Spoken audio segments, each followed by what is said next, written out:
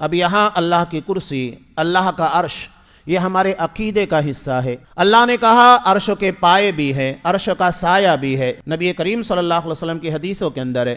اب اگر کوئی اس کی تفسیر من گھڑت طریقے سے بیان کرتے ہوئے کہتا ہے کہ نہیں، عرش سے مراد حکومت ہے، کرسی سے مراد سلطنت ہے، حکومت ہے، باطل ہے، ہم اسے رد کریں گے، نبی کی حدیث کو رد نہیں کریں گے۔ اور آج ایسے لوگ ہمارے درمیان پاپولر ہوتے ہیں، لوگ ان کی تفسیروں کو پڑھتے ہیں جبکہ گمراہ کن تفسیر ہے۔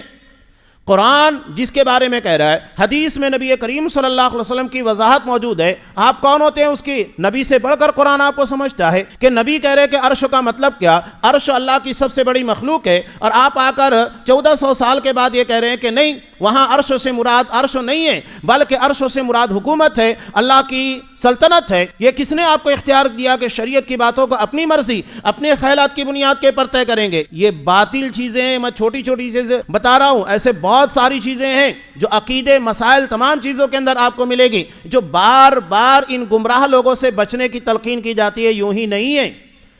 اگر ایک عقیدہ آپ کا ڈائنامائٹ کر دے تو کیا بچے گا؟ آپ عقیدے کے باب میں کہیں پر شرک آ گیا، کہیں آپ وحدت الوجود کے قائل بن گئے، انتہائی بدترین قسموں کا کفریہ اور شرکیہ عقیدہ، تو کیا ہوگا؟ بہت چوکنا رہنے کی ضرورت ہے۔ عقیدہ توحید دنیا کی سب سے عظیم نعمت ہے، اور اگر کوئی اس کے پر ڈاکہ ڈالنے کی کوشش کرے گا، اس سے بڑا دشمن ہماری نگاہ میں کوئی نہیں ہوگا، اور جو اس کا پرچار کرے اور باقاعدہ لوگوں کے درمیان اس کی تبلیغ کرے، اس سے بڑا گمراہ کوئی نہیں ہو سکتا ہے، جو نبی کریم صلی اللہ علیہ وسلم کی دعوت اور آپ کے عقیدے اور آپ کے طریقے کے خلاف کھڑا ہوتا ہے۔ تو یہاں صاف کہا، آسمان و زمین میں ہر جگہ اللہ تبارک و تعالی ہی کی الوہیت، اس کے معبود ہونے کا اقرار کیا جاتا ہے، اور وہ تمہارے ظاہر و باطن، تمہارے اعمال، تمام چیزوں کو جانتا ہے۔